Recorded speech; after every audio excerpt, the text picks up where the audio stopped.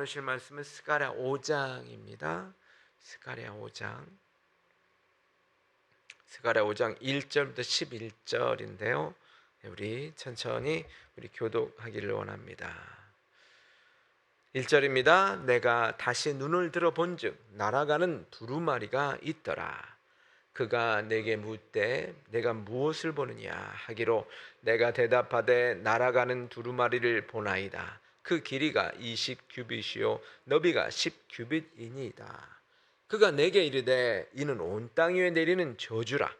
도둑질하는 자는 이쪽 글대로 끊어지고 맹세하는 자는 저쪽 글대로 끊어지리라 하니 만군의 여호와께서 이르시되 내가 이것을 보냈나니 도둑의 집에도 들어가며 내 이름을 가리켜 망령되이 맹세하는 자의 집에도 들어가서 그의 집에 머무르며 그 집을 나무와 돌과 아울러 사르리라 하셨느니라 하니라.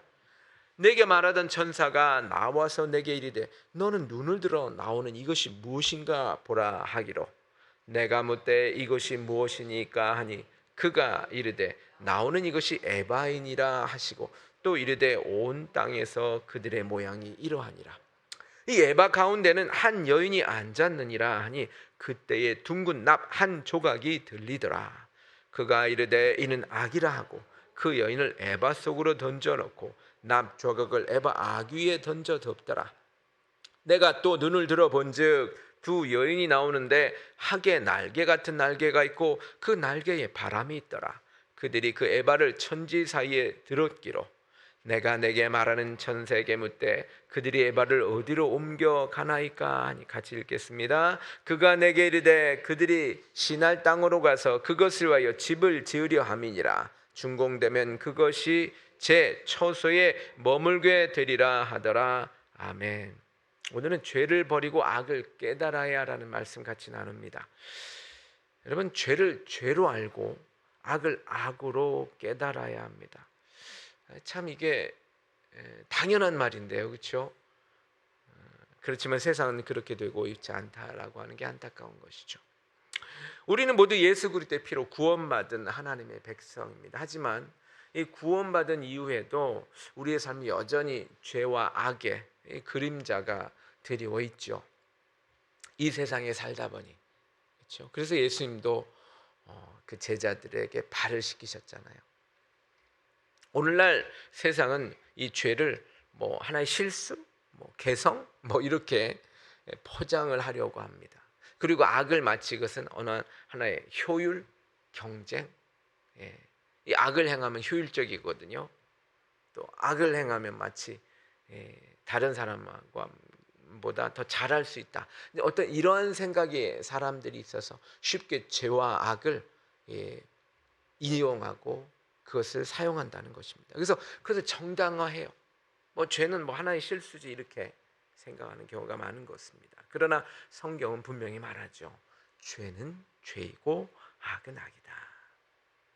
여러분, 현대 사회에서 참 안타깝지만 이런 말들이 많아요. 작은 거짓말은 괜찮다.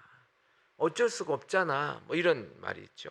그러나 하나님 앞에서는 작은 거짓말도 죄고, 그렇죠? 분명히 악은 악이라는 거죠. 그래서 시편 51편 6절에 보면 하나님은 진리를 원하신다 그래요. 그래서 이 사랑이라는 이름으로 죄를 감싸잖아요, 사람들이. 그걸 상황윤리라고 그래요. 어쩔 수 없다 이거죠. 그러나 결국 진리까지 흐려진다는 거죠. 그래서 이런 말이 있어요. 상황이 죄를 바꾸지 않습니다. 하나님 앞에서는 죄는 여전히 죄이며 악은 여전히 여전이라는 거죠. 이것은 태고 이래로, 창제 이래로 바뀌지 않는다는 것입니다. 그래서 오늘 우리가 읽는 이 말력에 대해서 오늘 말씀해주고 있어요. 그 당시 스가랴 선지자가 활동하는 시대는요, 이제 이스라엘 백성은 바벨론 포로에서 귀환해서 성전 재건이라는 거룩한 사명을 수행 중에 있었어요. 그래서 앞서 여러 가지는 죄를 깨끗하게 대제사장 여호수아에게 깨끗하게 한다든가, 그리고 지치고 힘든 사람들에게 그 소망을 주는 그러한 메시지가 있었지만, 오늘은 바로 그 사람들이 이 겉으로는 하나님을 섬기는 했지만 그들의 일상 깊숙이 들어가 보니까 여전히 죄와 악의 찌꺼기가 남아 있었던 것입니다. 성전을 재건하는 게 얼마나 거룩해요. 그런데 그 사람의 마음 속에는, 그 사람들 속에는 아직도 이 죄의 찌꺼기들이 남아 있었다라고 하는 것입니다. 그래서 하나님께서는 이스라엘 백성들, 그리고 오늘 저와 여러분이 사는 저와 여러분에게도 죄를 얼마나 싫어하시는지, 그리고 죄를 반드시 심판하시겠다는 준엄한 진리를 오늘 이 말씀 속에서 우리에게 가르쳐 주고 있습니다. 그래서 환상이죠. 두 가지 환상이 있어요. 하나는 날아다니는 두루마리예요. 하나는 에바 속에 갇힌 한 여인을 보여주고 있습니다. 그래서 이것은 우리 안에 있는 숨겨진 죄와 악을 깨달으라는 거예요. 그래서 철저히 버려서 거룩한 사람이라는 사실을 우리가 깨달아야 된다는 뜻입니다. 이 스가랴 선지자는요, 백성들이 성전 재건이라는 거룩한 그 일을 하면서도 삶 속의 죄를 방치하는 것을 보고 이 두 가지 무서운 환상을 보여주고 있는 것입니다. 이 환상은 하나님께서 죄를 얼마나 철저히 미워하시는지, 그리고 심판하시는지를 우리에게 보여줍니다. 그래서 우리 안에 이 말씀을 통해서 숨어있는 죄의 악의 정체를 깨닫고 거룩한 분리, 이 거룩이라는 말이 분리 자체인데요, 분리를 결단해야 한다는 것입니다. 첫째로는요, 날아다니는 두루마리는 숨겨진 죄는 반드시 심판하신다는 거예요. 숨겨진 죄는, 이 공중에 날아다니는 그 두루마리라고 그랬잖아요. 그 날아다니는 두루마리의 길이는 한 4.5m, 길이는 한 9m 정도 되는 길이라고 할 수가 있는데, 이것이 막 날아다녀요 지금, 그렇죠? 그런데 얼마나 큰 거예요. 두루마리가 원래 그렇게 크지 않거든요. 그래봤자 뭐, 그렇죠? 물론 길이는 길 수 있지만 그렇게 크지 않아요, 그 크기가. 근데 4.5m면 엄청 큰 폭이잖아요. 그것이 막 하늘에 날아다니는 것입니다. 이것은 온 땅에 퍼지는 저주라고 했어요. 이것은 저주라고 오늘 성경은 말하잖아요. 저주의 선포라고 하는 것을 깨달아야 된다는 것입니다. 그래서 이 두루마리는 이스라엘의 모든 죄를 담고서 지금 온 땅을 날아다니는 거예요. 이것은 무슨 얘기냐면, 이 죄라는 것은 개인의 죄를 넘어서 모든 공동체의 전체에 미친다는 거예요. 여러분, 죄는 인간 한 사람이 짓잖아요. 물론 같이 함께 짓기도 하겠지만 대부분 한 사람 한 사람이 져요. 그 죄들이 적어 있어요. 그런데 그 죄가 지금 날아다녀요. 이것은 뭐냐면, 한 사람의 지은 죄는 그 사람으로 끝나는 것이 아니라 전체에게 영향진다는 것입니다. 내 죄는 내가 혼자 책임져, 아닙니다. 죄는요, 전염병과 같아요. 그래서 한 사람의 죄가 가정에, 직장에, 교회에 부정적인 영향을 끼치고 결국은 그것이 저주를 끌어들인다는 거예요. 그래서 나의 작은 죄라도 가볍게 여기서는 안 된다라고 하는 것입니다. 로마서 5장 12절에 이런 말씀이 있습니다.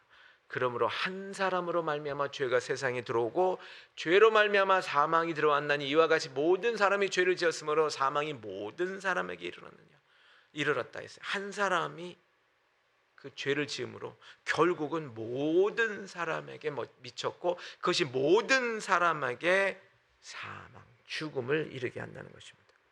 그래서요, 하나님을 향한 죄와 이웃을 향한 죄를 회개하라는 거예요. 그것이 바로 3절 4절의 말씀인데요, 여러분 보세요.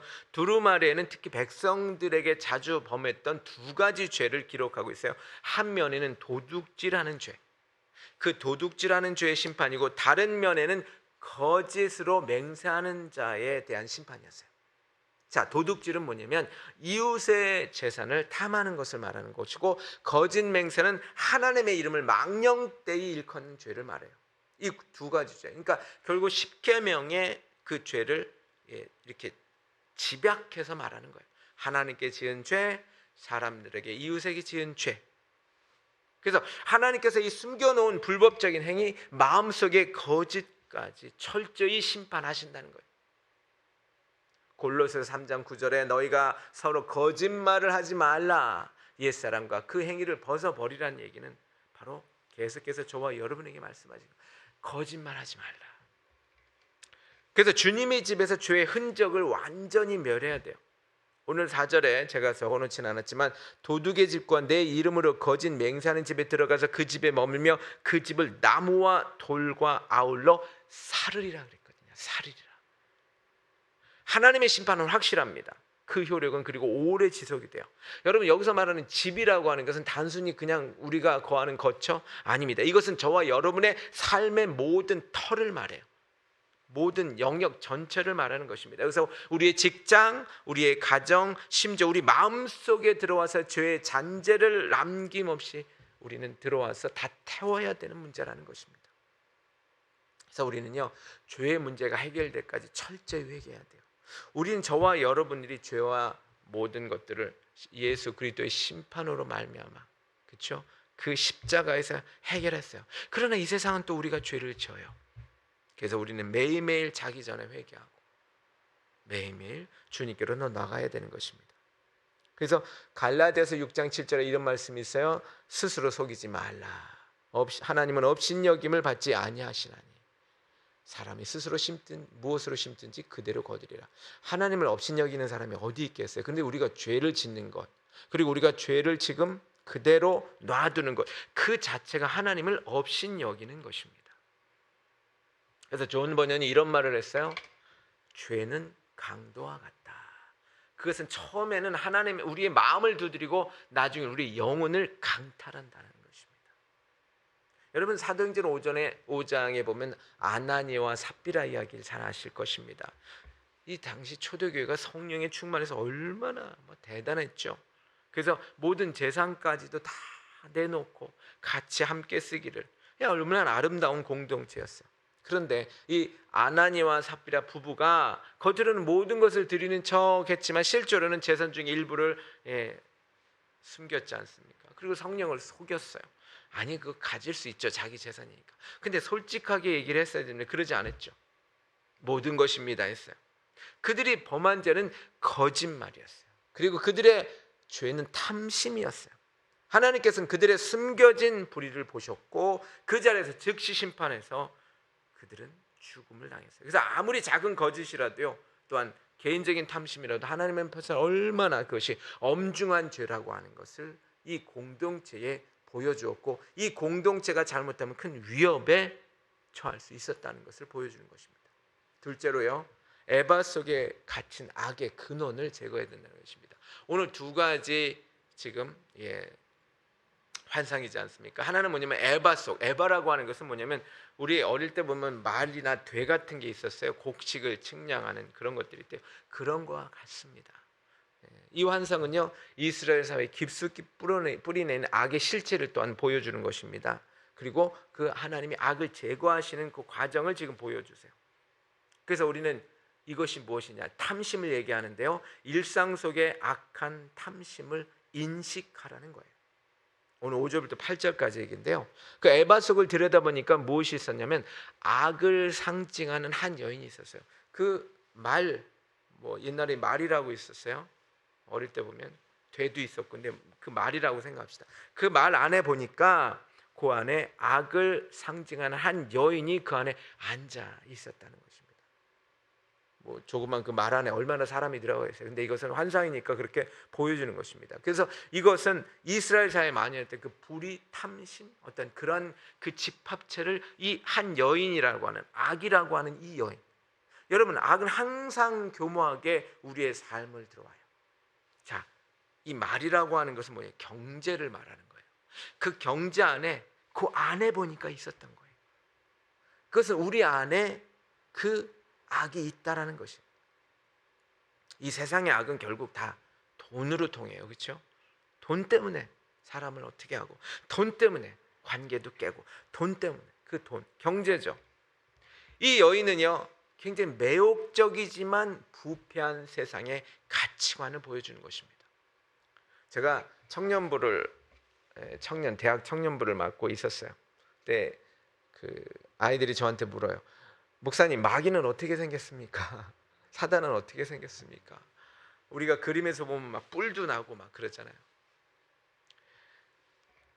악은 어떻게 생겼냐면, 네가 가장 아름답게 보고 가장 좋아하게 보이는 모습으로 있다. 제가 그렇게 가르쳤어요.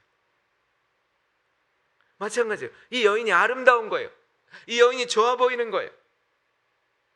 그래서 이 천사는 이 여인이 이것이 온 땅에서 그들의 모양이라고 설명해요. 불의와 탐심, 그 집합체예요. 교묘하게 우리 안에 들어옵니다. 그래서 이 여인은 매혹적이지만 부패한 세상의 가치관을 얘기해요. 보면 너무너무 아름답고 너무너무 갖고 싶고 너무너무 좋아 보이거든요.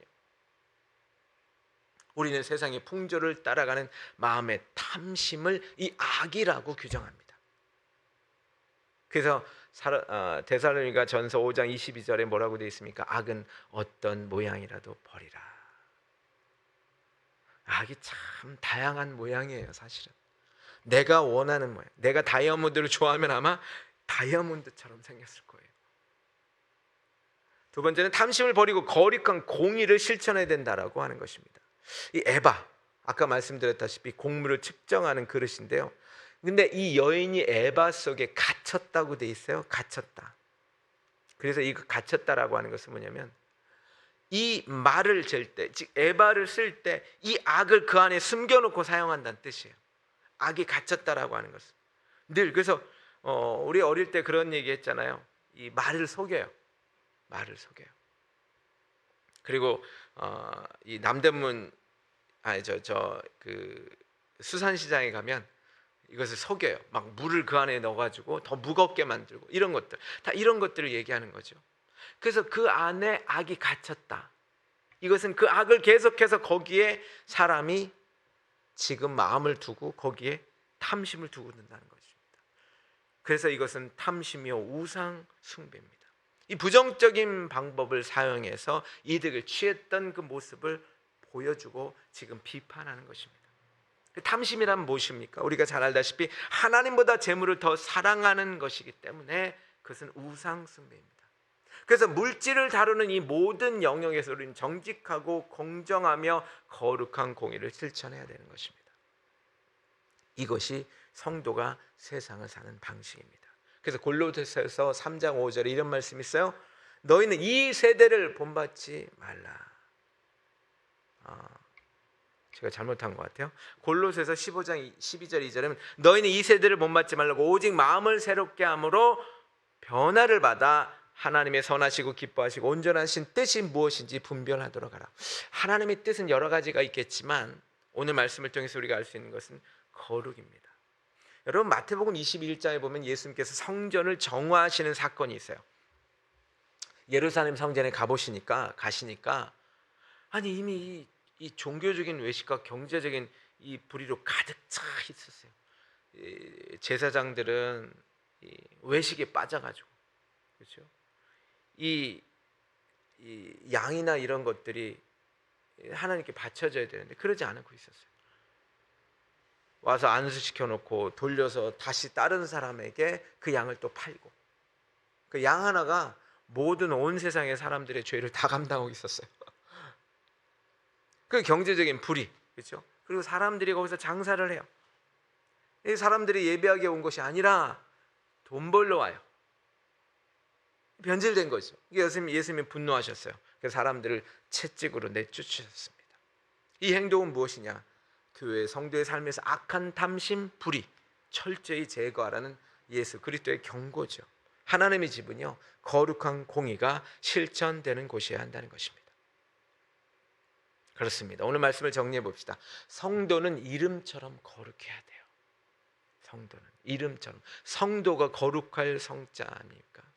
거룩해야 됩니다. 그리고 분별해야 됩니다. 그리고 분리해야 합니다. 이것이 바로 거룩이라는 말에 다 들어있는 의미입니다. 여러분 오늘 이 5장의 이 두 환상은요 두 가지 영적 결단을 우리에게 강력하게 요구합니다. 첫 번째는 뭐냐면 철저한 자기 점검과 회개예요. 이 날아다니는 두루마리, 이것은 우리의 숨겨진 죄. 예수님 하나님께서 이 숨겨진 죄를 적어서 지금 공중에 막 날아다니게 해서 온 세상에 다 보이게 하는 거예요. 그렇죠? 거짓된 이득, 거짓된 입술, 우리 하나님은 가볍게 여기지 않습니다.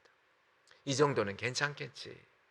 이 눈 감아졌던 작은 죄, 사실은 이 죄가 지금 이 온 공동체, 이스라엘 공동체, 성전을 재건한다는 나름의 거룩한 일을 하고 있는 이 거룩한 공동체에 그러한 죄가 지금 저들을 완전히 공동체를 깨뜨리고 있다는 것입니다. 그래서 이 씨앗이 될 수 있어요. 지금 당장 주님 앞에 엎드려서 하나님과의 관계, 이웃과의 관계, 이 범했던 모든 죄를 우리는 고백하면서 철저히 회개해야 될 줄 믿습니다. 우리도 마찬가지예요. 둘째는 뭐냐면 악에서 분리하는 거룩한 결단이 필요해요. 에바 속의 여인, 이것은 무엇이라고 말씀드렸어요? 탐심이에요. 부정직함이에요. 이건 악의 실체를 말해요. 그래서 하나님께서는요, 이 악을 에바 거기다 집어넣잖아요. 그리고 나서 납뚜껑으로 덮어요. 그래서 이것을 신할 땅으로 완전히 추방해 버려요. 두 여인, 날개 달린 유인, 천사 같아요. 날개 달린 두 여인이 이 에바를 들고 신할 땅은 어디냐면 바벨론 땅을 말해요. 어디예요? 악이 있는 곳으로 갖다가 버리는 거예요. 거기다가 놔버리는 거예요. 우리 안에도 악의 거처가 있을 수 있어요. 혹시 하나님보다 더 사랑하면, 그렇죠? 불의한 이득을 포기하지 못하는 마음이 있다면 우리 안에 악의 거처가 될 수 있어요. 이게 에바예요. 에바, 악이 들어있는 에바예요. 이것을 옮겨야 돼요. 예수 그리스도 이름으로 옮겨야 돼요. 옮겨서 어디다 버려야 돼요? 지옥으로 던져버리셔야 돼요. 이 뚜껑을 덮어야 돼요. 납뚜껑을 납은 무겁잖아요. 그렇죠? 그래서 납뚜껑을 덮어서 끊어야 돼요. 우리는 거룩함 없이 하나님의 일을 완성할 수 없어요. 성전 재건이라는 이 지금 이 스가랴서의 성전 재건이라는 거룩한 이 일은요, 거룩함이 없이는 완성할 수 없습니다. 건물이 올라가고 아름다운 기둥을 세우고 벽을 완성해봤자 거룩한 사람들이 하지 않으면 결국은 그것은 사상 누각에 불과하다는 것입니다. 그래서 성전 건축보다 더 중요한 것은 우리의 삶이 성령의 거룩하시는 거룩한 성전으로 짓는 것입니다. 우리의 힘으로는 죄를 이길 수 없어요. 오직 예수 그리스도의 보혈, 예수 그리스도의 능력, 십자가의 능력, 그리고 성령의 능력으로만 가능하다는 것입니다. 오늘 하루도 죄를 미워하고 악을 분별하고 우리의 삶을 하나님께 기쁨이 되는 거룩한 제물로 드리는 복된 성도가 되시기를 예수 그리스도의 이름으로 축원합니다.